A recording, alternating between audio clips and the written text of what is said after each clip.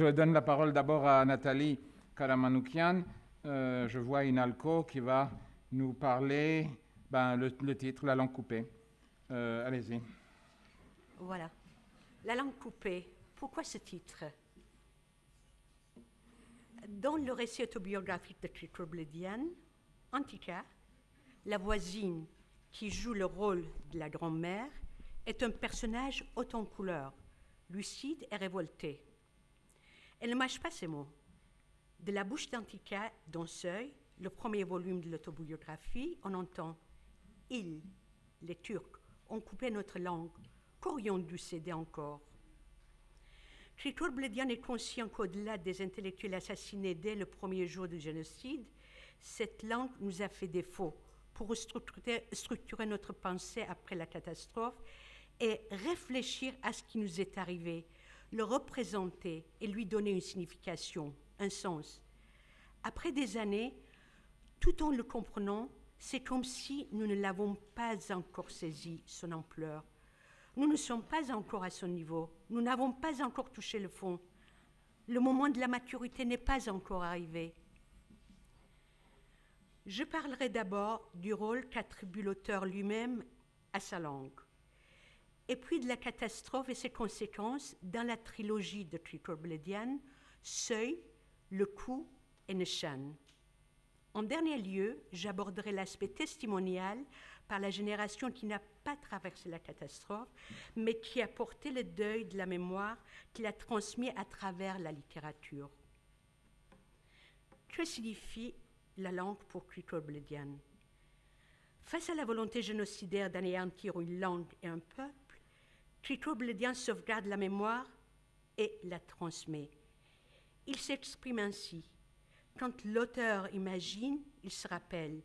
Quand il se rappelle, il veille non pas tant sur la tradition et la richesse culturelle que sur la langue. L'envie d'écrire est un deuil qui est sans fond, comme la catastrophe, c'est-à-dire il n'a pas de fin. Mais écrire n'est pas une catastrophe que l'on peut écrire. La littérature de Tritour-Bledian peut être appelée mémoire de la mémoire, que Catherine Coquelieu nomme la post-mémoire, dans laquelle le temps réel des premiers témoins est déplacé dans l'espace imaginaire. Pour Marianne Hirsch, la post-mémoire est une forme très puissante et très singulière de mémoire, du fait que son rapport aux objets et aux sources n'est pas médiatisé par des souvenirs, mais par un investissement imaginaire et par l'activité créatrice. La post-mémoire caractérise l'expérience de ceux qui grandissent enveloppés de récits, d'événements précédant leur naissance, dont l'histoire personnelle a été évacuée par celle des générations précédentes qui ont vécu les événements et des expériences traumatiques. C'est cet espace imaginaire que Tritour-Bledian investit à travers la langue. Il dit « Et c'est justement là, dans la langue, qu'a lu l'événement, l'ancien et le nouveau, en même temps, le hors-temps. La catastrophe se trouve dans la langue, je dis il est là. L'auteur ne le savait pas, il a compris. Ses œuvres recueillent les fragments de récits des rescapés et sont écrites dans une langue rescapée elle-même de la catastrophe. Ce faisant, il fiche dans la littérature l'histoire et la langue destinées à disparaître. Tritour-Bledian est né sur la colline de Hayashen à Beyrouth. Enfant, en guise de conte de fées, ses oreilles sont nourries par le récit de la barbarie génocidaire raconté par ceux qui l'ont subi, les survivants. Il dit « Nous savions tout et nous devions le répéter tout. La brûlure de la mémoire est comme une marque qui reste indélébile. Ton origine devient une catastrophe et une fuite. » Tritour-Bledian a choisi d'écrire dans une langue qui renferme plusieurs langues en elle-même. L'arménien classique, l'arménien moderne, la langue de la rue et les dialectes. Si par cet aspect, l'œuvre de Bledian revêt une dimension anthropologique indéniable, son but n'est pas de faire un échantillonnage des langues pratiquées sur un espace-temps donné, tel un ethnolinguiste. La juxtaposition de plusieurs registres de langues n'a qu'une seule fin, écrire la catastrophe dans la langue rescapée de la catastrophe. Car La catastrophe, que pour longtemps j'ai pensée comme une histoire lointaine, est arrivée à notre bouche, à trancher notre langue. Écrire en arménien est un acte de résistance. Tritobledian ne succombe pas à l'exil de la syntaxe.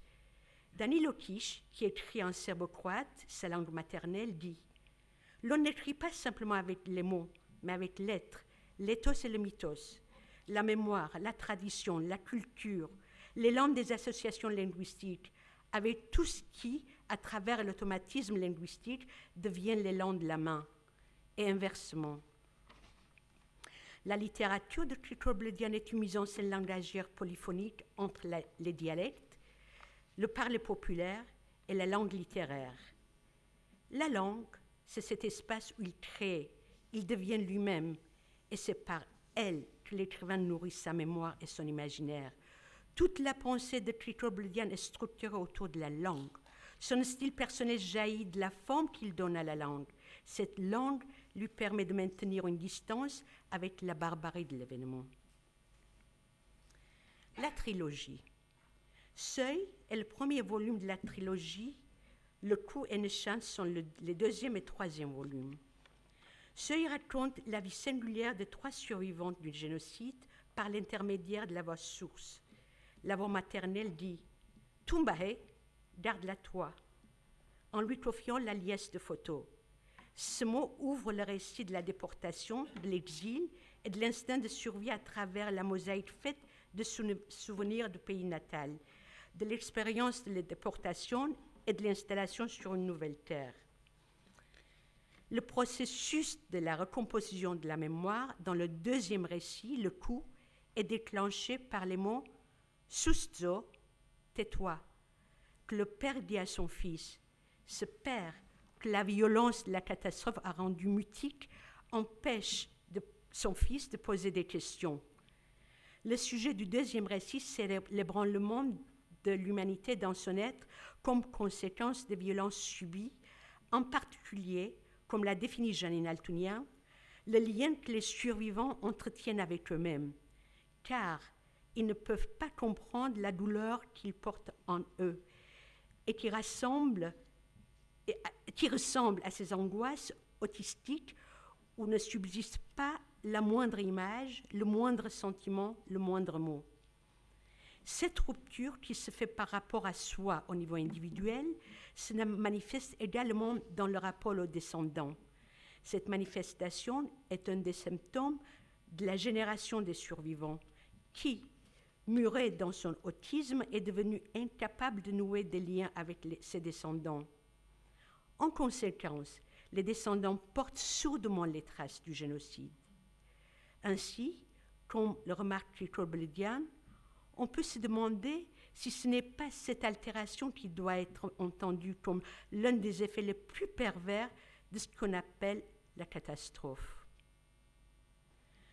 Un cri aigu qui devient un rire hystérique déclenche le 3e volume de la trilogie Neshan. Ce cri éveille chez le narrateur des souvenirs liés à son enfance et son adolescence.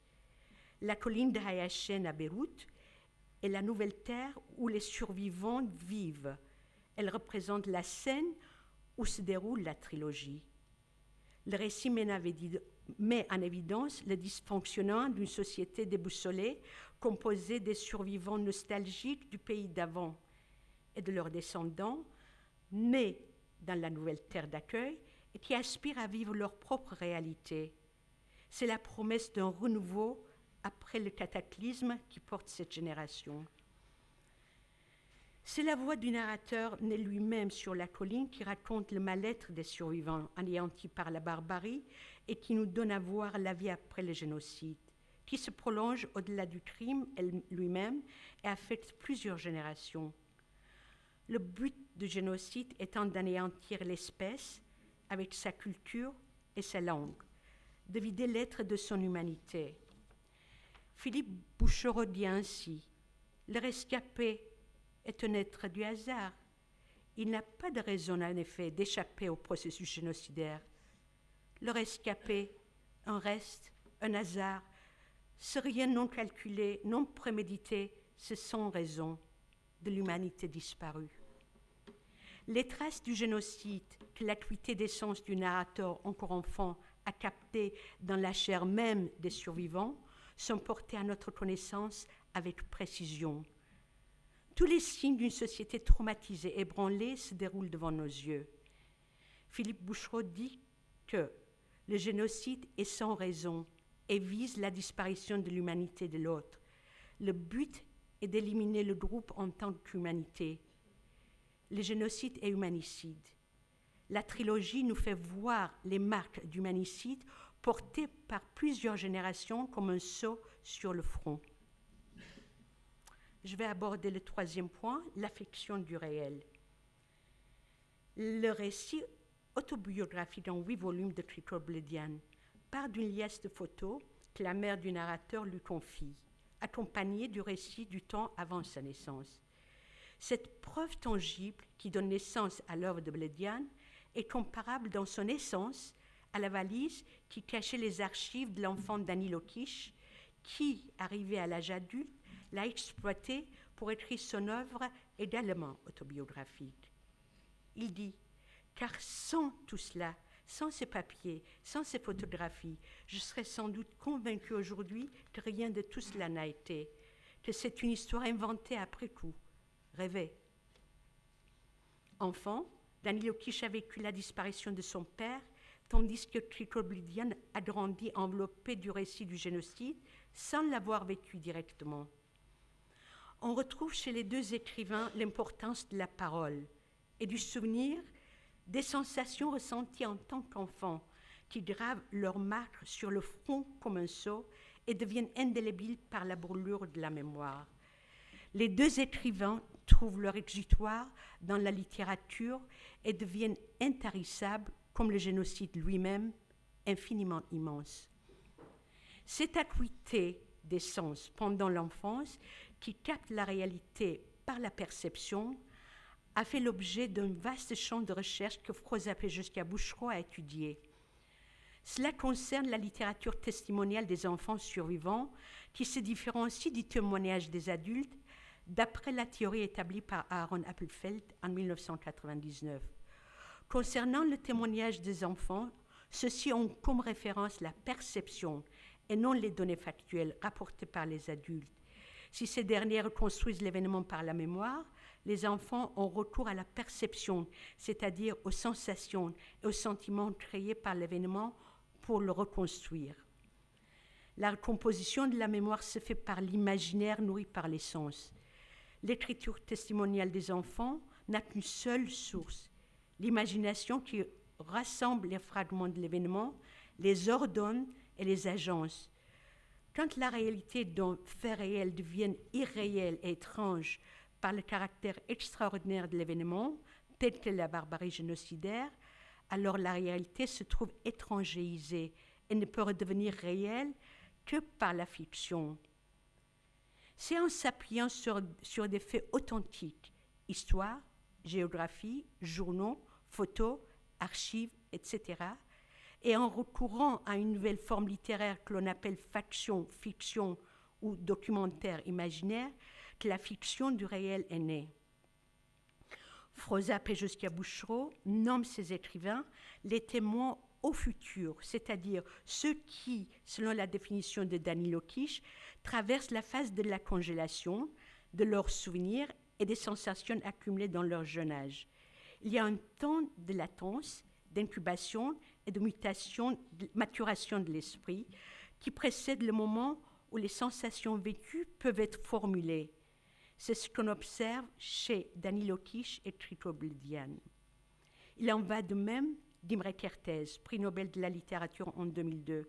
Il a attendu 30 ans avant de nous livrer les souvenirs de son passage par Auschwitz, quand il avait 15 ans. Car il ne veut ni témoigner, ni penser son expérience, ni témoigner, ni penser son expérience, mais recréer le monde des temps dont la fiction seule pouvait supporter le poids de la douleur.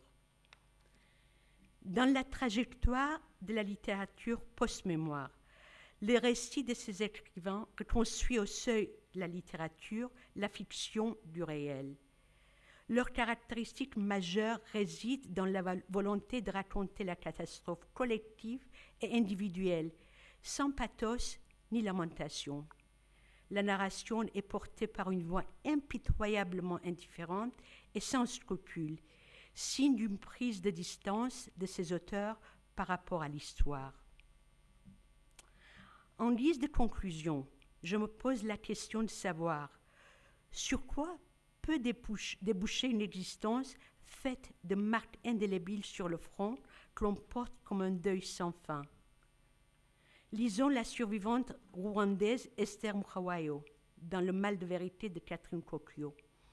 Plus d'une dizaine d'années après le génocide, je reste obsédée par cette question. Que reste-t-il quand il ne reste rien? Quel est ce quelque chose qui perdure quand même? Ce qui perdure pour Krikor Bledian, c'est résolument la recherche de ce qui manque, la langue, la phrase sublime et la forme. Il veille sur cette langue relique qu'on n'ose pas jeter, et par elle, il délivre les couches enfouies de la mémoire. Merci.